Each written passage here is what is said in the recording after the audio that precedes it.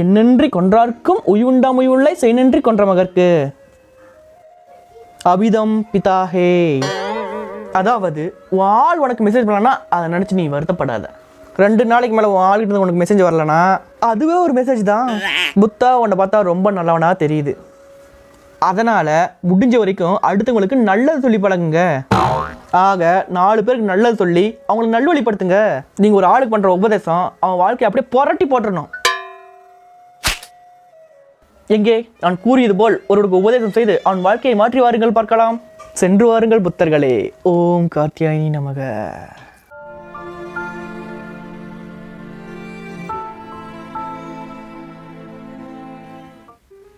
பெரியவரே, வாழ்க்கைங்கிறது ஐஸ்கிரீம் மாதிரி. அது தின்னாலும் கரையும், திங்களாலும் கரையும். நில்லுங்க. அதாவது மிளகாய் அரைச்சா மிளகாய் பொடி, சீரகத்தை அரைச்சா சீரகப்பொடி. ஆனால் இட்லி அரைச்சா இட்லி பொடி ஆகாது தலைவரே. நில்லுங்க. அதாவது பீடி இழுத்தா புகை வரும், புகை இழுத்தா பீடி வருமா?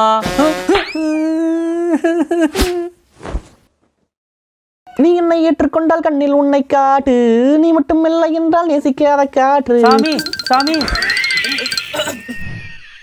சாமி சாமி. என்னாச்சு புக்தா? நீங்கள் சொன்னீங்கன்னு சொல்லிட்டு தான் ஒரு பெரியவருக்கு போய் அட்வைஸ் பண்ணேன். அந்த கேட்டு பையன் காது மொழியை வச்சுட்டான் சாமி. அப்படியா? அந்த மானிடனை உடனே கொண்டு வந்து என் முன்னாடி நிறுத்து. என்னத்தான் சாமி கொண்டு வந்து முன்னாடி சொல்வதை செய். தெய்வம் போலிக்காமையா இருந்தாண்டா. வேகமா நடையா. இந்தா சாமி, இதான் அந்த பெரியவர்.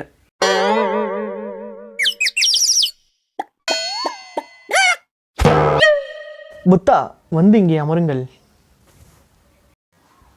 புத்தா, நீ இவருக்கு சாப்பாடு பரிமாறுங்க. சாமியோ, சொல்வதை செய்.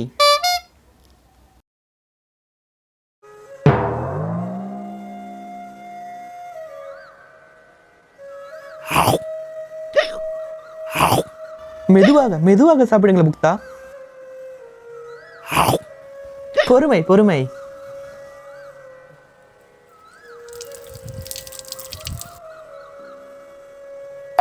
என்ன புக்தா, பசியாறி விட்டதா?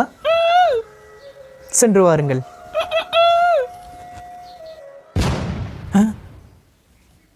என்ன சாமி நீங்க அந்த ஆளை பிடிச்சி 2 திட்டுவீங்கன்னு பார்த்தா சாப்பாடு போட்டு அனுப்புறீங்க. நிறுத்து. அவன் உடலை பார்த்தாயா? மெலிந்த தேகம். அவனுக்கு தேவை உபதேசம் அல்ல, ஒருவேளை சாப்பாடு. அதை புரிந்து செயல்படு. இப்போ என்னதான் சொல்ல வரீங்க? இப்போ நான் என்ன சொல்ல வரேன்னா, போடுறேன் அந்த பாட்டை.